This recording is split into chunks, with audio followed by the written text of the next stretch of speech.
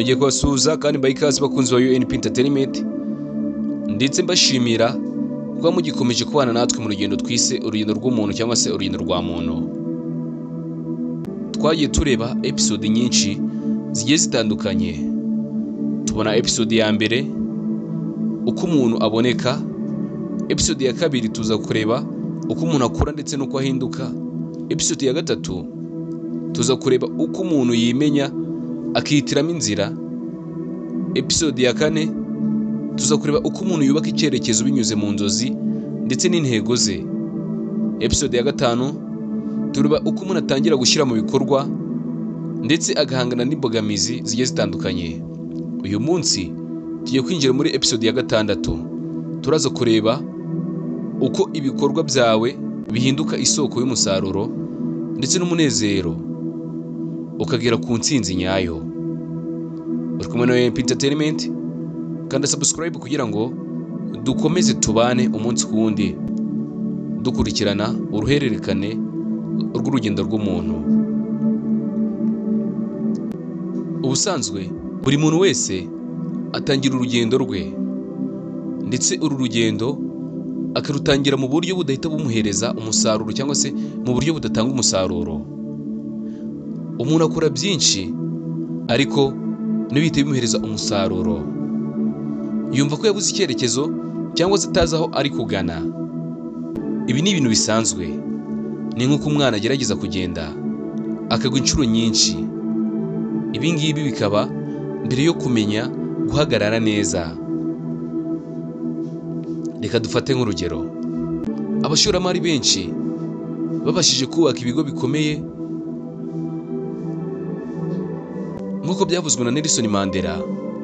Yagize ati, ntabwo ari imbaraga za mbere zibyara intsinzi, ahubwo ikibyara intsinzi ni ukwihangana. Ahangaha umuntu ahura no kwigishwa ibintu bibiri. Icya mbere, kwemera ko ibyo akora uyu munsi atari intsinzi, ahubwo ko ari urugendo rwo kwiga. Icya kabiri, kumenya gukosora ibyo yishe ndetse no kugenda azamura uburyo bw'imikorere. Reka twibaze kino kibazo. Ese wowe wigeze gukora ikintu igihe kirekire ariko ukumva nta gutera imbere? Ese warakomeje cyangwa warabiretse?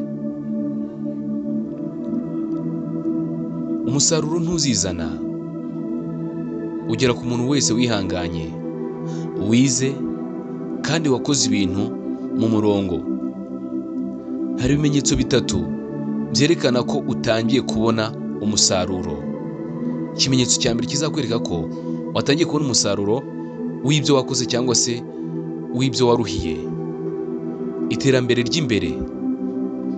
Mu by'ukuri wumva wiyubashye wowe ubwawe, ukumva ufite icyizere kandi ukumva hari icyo ushoboye cyangwa se ukumva uzi n'icyo ushoboye. Ikimenyetso cya kabiri, impinduka mu muryango cyangwa se mu bandi. Abantu batangira kugufata nk'umuntu ufite icyo ushobora cyangwa se icyo ukora gifite agaciro. Icya gatatu, ni ibimenyetso by'inyungu zigaragara. Kubona amafaranga, amahirwe mashya cyangwa se gutera intambwe yisumbuye ku yindi. Reka dufate nk'urugero. Uzasanga hari abantu bamaranye imyaka myinshi bakora umwuga w'uburezi cyangwa se ubuganga. Mu by'ukuri niba bakire cyane ariko bagatera imbere mu bumenyi n'agaciro ku bantu. Ibi nabyo ni umusaruro. Reka nkubaze iki kibazo. Ushobora kwibuka ikintu wakoze igihe kirekire cyagufashije guhinduka cyangwa se cyagiriye abandi akamaro, nubwo bitari amafaranga cyangwa se akaba ari ikindi kintu, ariko kiba cyaragiriye abantu akamaro nawe ubwawe kikakugirira akamaro? Twandikire muri comment utubwire niba hari ikintu waba warakoze kikagirira abandi akamaro nawe ubwawe, nubwo yaba atari amafaranga ariko akaba ari ikindi kintu cyagirira abandi akamaro. Mu by'ukuri hari abantu bagira amafaranga menshi bakagira ibikorwa bikomeye ariko kandi bagakomeza kumva badafite intsinzi. Ibi ni ukubera iki? Ni uko umusaruro w'inyungu zigaragara ushira cyangwa se urangira. Ushobora kuwutakaza ndetse mu kanya gato cyane. Ikindi, intsinzi nyayo iba mu buryo bwo kumva ubuzima bwawe bufite agaciro, kandi ibikorwa byawe bigahindura abandi. Abanyarwanda nibo baca umugani bakavuga ngo amafaranga ni amazi ashira, ngo ariko ibikorwa bifite umumaro biba urwibutso ruhoraho. Reka dufate urugero nanone. Umuntu wubatse ikigo cyita ku batishoboye ashobora kudatunga imodoka zihenze, ariko ibikorwa bye bizahoraho ndetse bikomeze no kugirira abandi akamaro. Iyo umuntu ageze ku rwego rwo kubona umusaruro, icyo gihe ntabona ibintu nk'uko yabibonaga mbere. Ntabwo aba agifata abantu nk'abashaka gutera imbere gusa, ahubwo abona uburyo nawe ashobora kubafasha bagatera imbere. Aba yiyumvamo inshingano nshyashya, gusigasira ibyo yagezeho ndetse no gukomeza kubikoresha mu nzira ziteza imbere we ubwe ndetse n'abandi. Umutima we urahinduka, ugatangira guha agaciro ibintu by'ingenzi kurusha iby'igihe gitoya.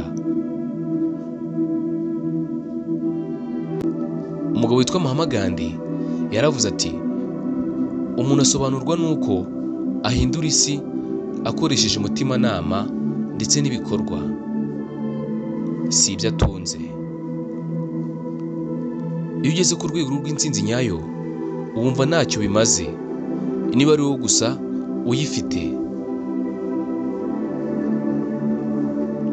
Gufasha abandi kubaka ibikorwa byabo, cyangwa se gutanga amahirwe ku rubyiruko cyangwa ku bandi bari mu nzira nk'iyo wanyuzemo, kubaka ibikorwa bigirira sosiyete akamaro ndetse bigahindura ubuzima bw'abandi, nicyo cyonyine umuntu yumva ashishikajwe nacyo. Ariko uyu ni umuntu wamaze kugera ku ntsinzi nyayo.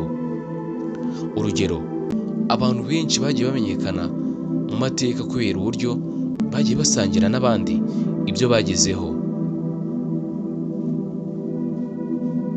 Hari umunezero w'agateganyo ugendera ku bintu bihita: ibirori, amafaranga, ibikorwa byo kwishimisha. Ariko umunezero nyawo uturuka ku bintu bikomeye cyane: kubaho ubuzima butekanye, uzi icyo ushaka, ndetse kubona ibikorwa byawe bifite agaciro mu maso y'abandi. Kumva ko uhereye ku rugendo rwawe hari abantu bashoboye kugira icyizere no gutera imbere. Mu by'ukuri nta mpamvu n'imwe ufite yo kureka gukomeza gukora utarabona umusaruro wawe. Ihangane kandi wige kumva igihe. Shaka abantu bakomeze kukuyobora cyangwa bagutera imbaraga. Irinde kwirara cyangwa se kwibagirwa impamvu watangiye urugendo rwawe. Shyira umutima ku byo ukora, ntugendere ku nyungu gusa.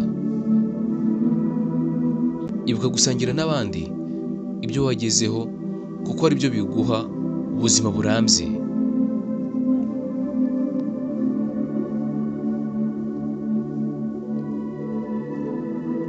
Murakoze cyane kudufasha kugera kuri episode ya 6. Twize ko intsinzi nyayo itarimo gusa amafaranga cyangwa se icyubahiro, ahubwo ni uburyo ibikorwa byawe bihindura ubuzima bwawe ndetse n'ubw'abandi muri rusange. Muri episode ya 7 tuziga ku gutsinda ibihe bikomeye no gukomeza gutera imbere. Dukomeze urugendo rwo kuba umuntu ufite icyerekezo gifatika kandi gihindura isi. Reka nshimire mwese mwakanze subscribe, kandi nawe utarayikanda yikanda kugira ngo tubashe kubana umunsi ku wundi. Imumva kuri microphone ni Pacifique. Ibiganiro nk'ibi nakagaruka. Ciao ciao. Murakoze cyane.